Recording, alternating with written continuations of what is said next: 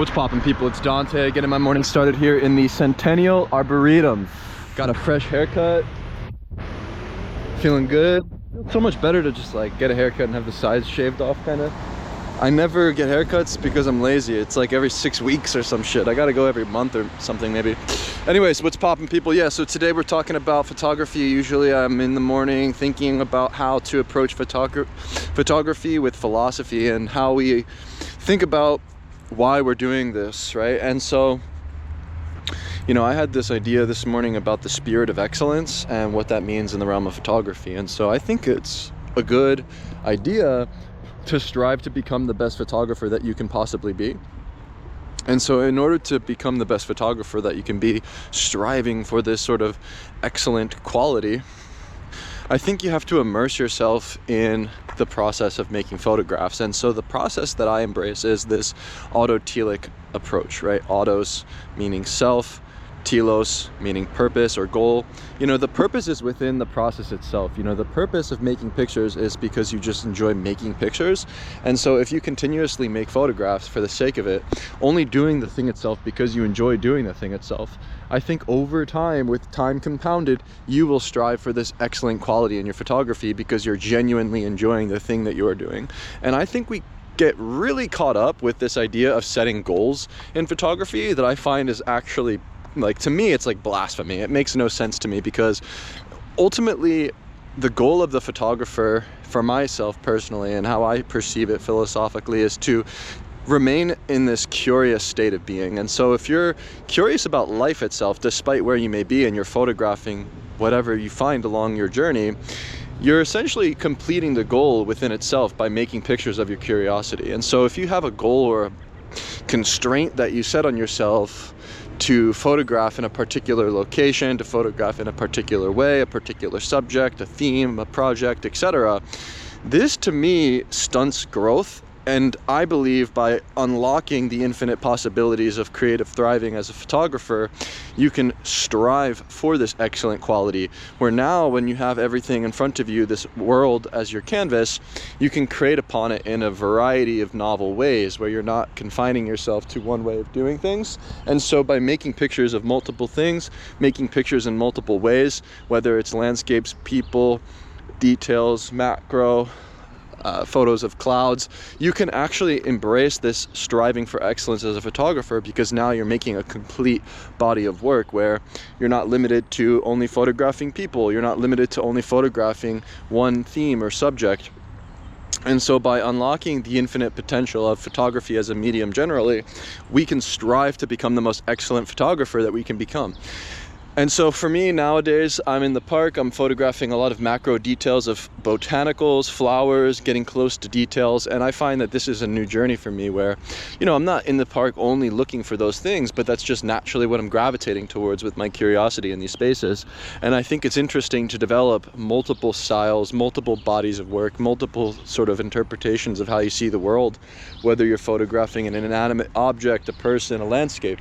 And this to me is what it means to strive to become an excellent photographer. It means being able to essentially go out there into the world and articulate anything that you find and put order to it in your frames, where you should be able to interpret the world no matter how mundane it may be. You should be able to articulate the thing in front of you, the subject, the thing itself in front of you with the photograph, you know, despite what it is, you know, despite what's in front of you, right? It should be like breathing photography, where you see the world as images, really, you know, where you're really in that sort of zone of producing more photos for the sake of producing more photos. Hopefully that makes sense, because I really do think that we limit ourselves, you know, we limit ourselves as photographers, but you know, we're looking to, like, quote unquote, like, cultivate a style or like have a signature voice, you know, where you can recognize the photograph was made by so-and-so photographer, and that's something important that every artist wants. It makes sense, right? But, you know, I think striving for excellence goes beyond this simple notion of style or having your own unique sort of like vision. I think like striving for excellence, it's almost like my thought is like striving for excellence, like the spirit of excellence in photography is about having no style, right? It's about like literally just like being photography, like where you just become like a vessel for the medium. And it really doesn't matter who the author is, you know, it doesn't really matter that you are the photographer or the artist that's making the images behind it all. You just become this like divine vessel for the medium of photography, and you're just there and you're prepared with your camera to press the shutter, articulating the world, creating something from nothing. And it doesn't really matter whether or not you made the photo or Sally made the photo or whoever the photographer is. It doesn't matter if you have a style or your own unique voice.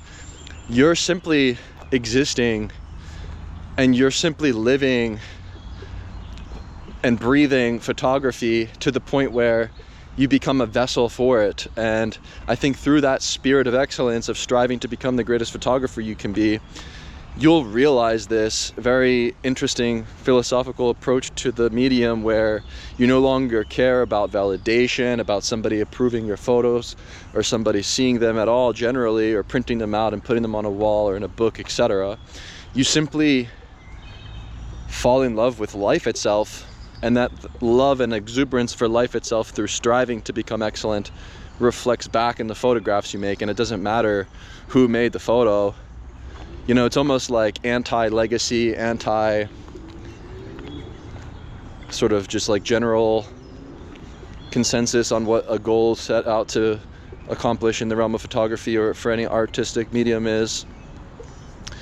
You know, and then when you're doing the thing because you just love to do it, like just doing things for the sake of it and doing things because you just genuinely enjoy doing it, and you're having fun and you're just making and creating, I think that's like the purest form of creation. Like that's the purest form to me of what it means to be an artist. And to me, that's the vision that I have to cultivate this spirit of excellence as an artist, as a photographer. It's about letting go and sort of remaining in this flow state of production throughout the entirety of your lifetime, despite whether or not your photos are good, bad, recognized, whether or not you make your own unique style and people say, oh, that's a photo by so-and-so. We don't care about that. We're vessels for the medium. That's the new vision that I have. We just become a vessel for the medium, and we're just here, and we're just interpreting the world in images. And yeah, you can do with them what you know, you can interpret them however you want. You can do whatever you want with them. I'm just here. I'm just being. I'm just striving for excellence through the medium of photography. Oh, I don't know. That's what I was thinking about this morning, at least. So